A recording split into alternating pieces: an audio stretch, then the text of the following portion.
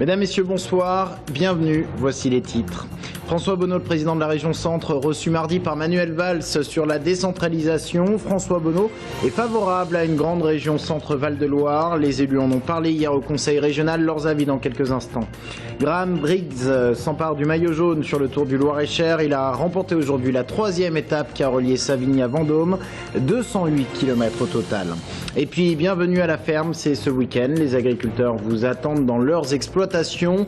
Reportage en Indre-et-Loire à la fin de ce journal. Mais avant de développer ces titres, cette étude vaccinale lancée dans le monde entier, le CHU Bretonneau à Tours y participe, étude qui vise à trouver un vaccin contre le Clostridium difficile, une des nombreuses maladies nosocomiales. Elle touche 5 à 6 000 personnes par an en France. On attend 15 000 volontaires, 50 à Tours, avec un profil bien particulier. Direction le service des maladies infectieuses du CHU, Sabrina Melout. Le professeur Louis Bernard connaît bien le Clostridium difficile. Responsable d'une centaine de cas par an au CHU de Tours, une bactérie qui prolifère dans le tube digestif et qui dans certains cas peut entraîner la mort du patient.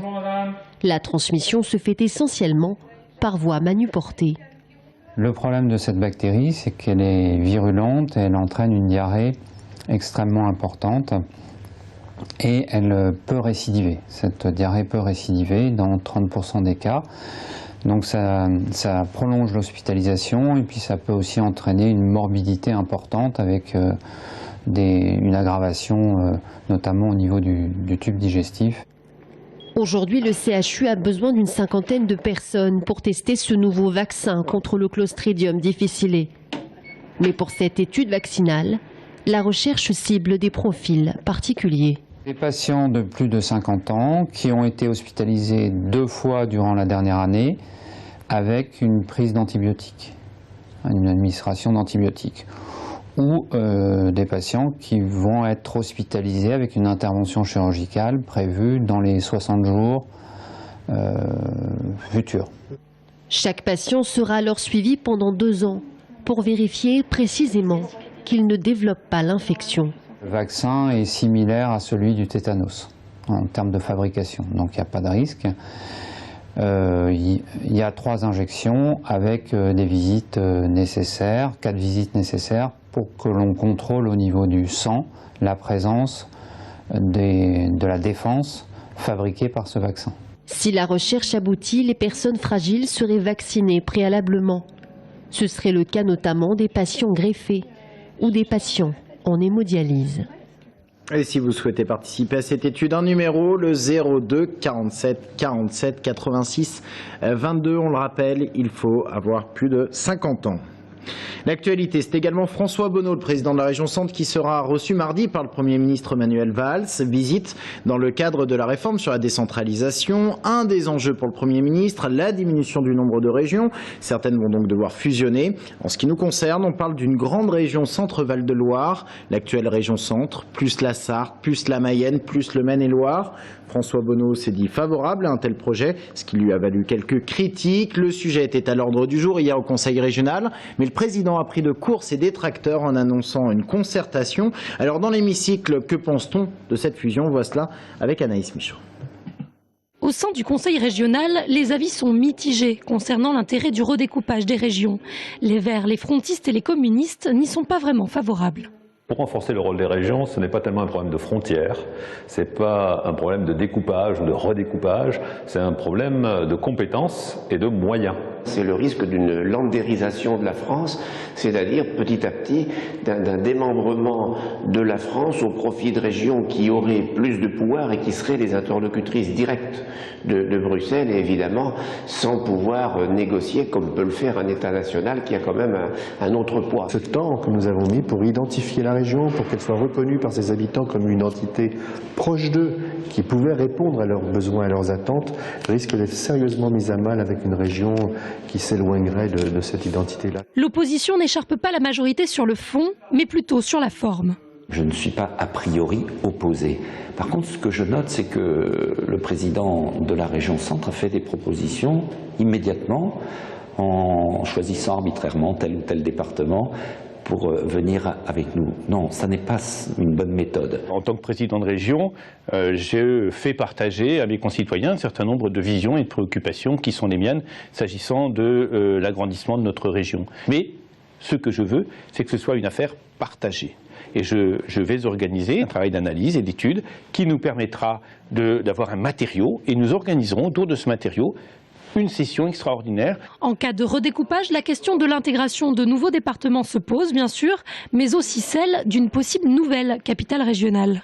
Alors que François Bonneau penche plutôt pour le maintien de la ville actuelle Orléans, essentiellement pour des questions de coût, chacun défend son département en proposant Blois pour redynamiser le chef-lieu du Loir-et-Cher ou encore Tours en tant que ville centrale sur l'axe ligérien. Il faudra attendre la session extraordinaire pour connaître la proposition que le Conseil régional compte défendre au niveau national. Le Front National fait campagne pour les européennes. La tête de liste pour l'Euro-région Centre-Auvergne-Limousin était dans le Bourgueillois aujourd'hui. Bernard Monod était accompagné du vice-président du parti, Florian Philippot.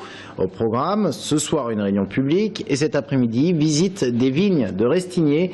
Bernard Monod a rencontré plusieurs viticulteurs, plusieurs agriculteurs pour se rendre compte des motifs d'inquiétude dans la profession. On écoute Florian Philippot au micro d'Aurélie Renaud. Non, c'est une région qui, pour le Front National, est une des régions de plus grande dynamique. C'est là où nous voyons élection après élection ces dernières années nos résultats augmenter le plus vite dans la grande région centre. Et moi, je viens soutenir Bernard Monod, ses équipes, sa liste. Je viens faire une réunion publique avec les militants, je viens motiver les troupes et je viens expliquer la question européenne, elle est essentielle pour notre avenir. Voilà, il faut faire de cette élection un grand référendum sur l'Union européenne, celui que les présidents de la République française ne veulent pas offrir au peuple français. Est-ce qu'on continue dans cette voie sans issue? C'est celle de l'Union européenne, de l'UMP et du PS, ou est-ce qu'on propose un autre chemin de redressement, de prospérité aux Français? Sans surprise, Christophe Degruel réélu à la tête de Blois Aglopolis avec 86 voix sur 91. Les élus étaient réunis hier soir. Le président réélu a prévenu, ce mandat sera difficile en raison des efforts demandés aux collectivités locales. On l'a appris aujourd'hui, la date pour les nouvelles élections municipales à Bléré. L'arrêté préfectoral a été signé ce matin. Eh bien, ça sera en même temps que les européennes, le 25 mai et le 1er juin, si besoin d'un deuxième tour. Bléré, où le conseil municipal a démissionné à la suite d'irrégularités ayant entraîné l'invalidation d'une des 3 listes de mars dernier. À Tours, plusieurs centaines d'étudiants étrangers présents hier à l'hôtel de ville pour la fête du printemps. L'occasion de se retrouver, de participer également à quelques animations comme des visites de lieux insolites, le plus souvent méconnus des Tourangeaux. Écoutez quelques réactions d'étudiants étrangers qui nous font part de leurs sentiments sur la ville de Tours. À mon avis, cette ville est très belle, très agréable pour les étudiants, pour apprendre le français, pour améliorer le français. Pour voir la culture française, pour goûter la culture française, la cuisine française. J'ai choisi Tours parce que c'est une ville agréable et les gens sont gentils. Moi, j'habite juste au bord de la Loire et j'aime bien me promener un peu au bord de la rivière. Ça me plaît beaucoup. Propos recueillis par Florent de Brito. Le Tour du Loir-et-Cher, c'est du cyclisme. 3e étape aujourd'hui entre Savigny et Vendôme, 208 km. Une étape remportée par le Britannique Graham Briggs, qui s'empare par la même occasion du maillot jaune. Bastien Mathieu. Graham Briggs, nouveau leader du Tour du Loir-et-Cher, le Britannique s'est brillamment imposé aujourd'hui lors de la 3e étape entre Savigny-en-Bray et Vendôme. Il s'empare ainsi du maillot jaune virtuel, une étape qu'il a remportée au terme d'une échappée partie pratiquement dès le départ. Ils étaient courageux, parce que ce sont des distances qui sont assez inhabituelles dans ce genre de course, dans ce genre d'épreuve. Et oser partir d'aussi loin, résister jusqu'au bout, je dis, c'est un bel exploit. Après Blois et Montoire, c'était au tour de Savigny-en-Bray d'accueillir le départ de l'étape. 208 km pour rejoindre Vendôme et un groupe de 5 coureurs se détache dès les premiers kilomètres. Ils seront vite rejoints par 6 autres pour former une échappée qui aura très longtemps fait la course en tête. C'est un bel exploit, mais surtout, il y a eu du suspense jusqu'au bout parce qu'à 1 heure avant l'arrivée, on disait oh, ben, ça y est, le peloton va revenir, il va être rejoint. Puis le peloton a dû penser qu'il allait revenir trop tôt, donc il a ralenti. Finalement, là, il a redonné une chance aux échappés et les échappés n'ont pas laissé échapper. Sur les 11, ils ne seront au final plus que 3, Briggs, Migint et Van Getem. 3 pour une seule place, remportée donc par le Britannique. Le premier français est 4e. Il s'agit de Yann Guyot de l'équipe de l'armée de terre. Demain, ce sera au tour d'Angers d'être à l'honneur, même doublement, puisqu'elle fera à la fois office de départ et d'arrivée. Entre les deux, ce sont 165 km qui attendent les coureurs restants. Dernière étape dimanche avec une boucle autour de Blois. Réaliser un film en à peine 48 heures, c'est l'objet d'un grand concours dont la finale nationale se déroule ce soir à Tours au cinéma Les Studios. Le travail s'est fait il y a 2 semaines, près de 30 équipes étaient en compétition. Il a fallu réaliser un court métrage de 4 à 7 minutes avec des thèmes imposés. Il n'en reste ce soir plus que 6 en compétition et le gagnant ira à Hollywood pour la finale internationale. Nous avons suivi l'un de ces 6 finalistes au moment du tournage. Séquence 1, plan 2, prise 2. Silence, ça tourne. Dans cet appartement, une équipe d'une dizaine de personnes, tous bénévoles et tous motivés. En un week-end seulement, ils doivent réaliser un court-métrage. Les directives ont été données le vendredi soir et le dimanche soir, tout doit être livré. Tout est compliqué, c'est un challenge en fait. Déjà l'organisation, trouver une équipe avec des gens, des techniciens, des comédiens qui soient disponibles sans savoir vraiment ce qu'ils vont faire parce qu'on saura au dernier moment en fait en fonction du tirage, en fonction du scénario. Donc déjà l'organisation et puis écrire un scénario, avoir de l'inspiration sur le moment. Faut que ça vienne très vite, faut que tout vienne très vite. Il y a très peu de répétitions. Pour cette équipe, ce fut écriture le vendredi, tournage le samedi et montage le dimanche. Dans les critères imposés, le genre cinématographique, un personnage, un objet, mais aussi des répliques. Pas facile donc de composer avec tout cela. Quant au scénario du film, nous aurons bien essayé, mais aucune information sur le script nous a été donnée. Confidentialité oblige jusqu'à la projection.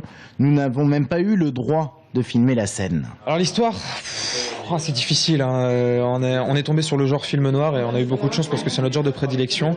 Et puis on s'est lâché, donc comment on pourra raconter ça? Je peux pas la raconter, je peux juste dire que c'est une histoire qui est très très glauque, noire. Les personnages sont barrés. Barré, il peut l'être, Rodolphe Coutuit, acteur bien connu à Tours et qui s'est livré à cet exercice. Ce soir, tout sera joué. L'équipe saura enfin si le film ira à Hollywood concourir pour la finale internationale. Et on termine ce journal par une opération qui a lieu ce week-end et c'est aussi une idée de sortie. Les agriculteurs ouvrent leurs portes pour l'opération Bienvenue à la ferme. En Indre-et-Loire, par exemple, 29 exploitations agricoles y participent. L'occasion de découvrir le quotidien de ces agriculteurs. Et puis pour eux, bien sûr, il y a l'aspect commercial. Direction Saint-Genoux dans l'agglo Tourangelle. Sabrina Mulhout. Ça va être nettoyé et c'est prêt à la vente. Cela fait plusieurs semaines que Nicolas se prépare pour ce week-end. En saison, il peut vendre jusqu'à une vingtaine de légumes. Mais samedi, au-delà de la vente, c'est la première fois qu'il ouvrira ses portes à un public curieux. Bon, le but c'est de se faire connaître. Enfin de faire connaître comme je fais, découvrir un peu notre travail, quoi. Bon, bien sûr, proposer des légumes en parallèle. Et à 20 minutes seulement de Tours, Nicolas pourrait bien attirer de nouveaux clients. Étant sur l'agglomération de Tours, pas très loin de l'agglomération de Tours, oui, il y a quand même un potentiel de personnes, de clientèle aussi, qui pourraient venir directement acheter mes légumes sur place, oui. Ce que je vais faire, là, je vais passer les radis, je vais les passer à la machine, là, mais pour l'instant, je les dégrossis un peu. Là, on fait les carottes, je vais le faire à la main comme ça. Vous voyez, ça change la couleur, hein. Les radis, là ça fait plusieurs semaines que j'en mets, je suis à 1 € la botte, suivant les quantités, des fois quand c'est deux bottes c'est 1,80 € les deux, 90 centimes l'unité. Bon, je vais les mettre en chambre froide. On essaye de faire pour le mieux, mais c'est vrai qu'il y a un peu de pression parce qu'on essaye de s'appliquer à tout préparer, que l'environnement soit agréable aux personnes, aux clients, aux personnes qui vont visiter l'exploitation. Alors bon, ça chamboule un petit peu le quotidien, effectivement. Et comme Nicolas, ce week-end, plus d'une vingtaine d'exploitations agricoles ouvriront leurs portes au public.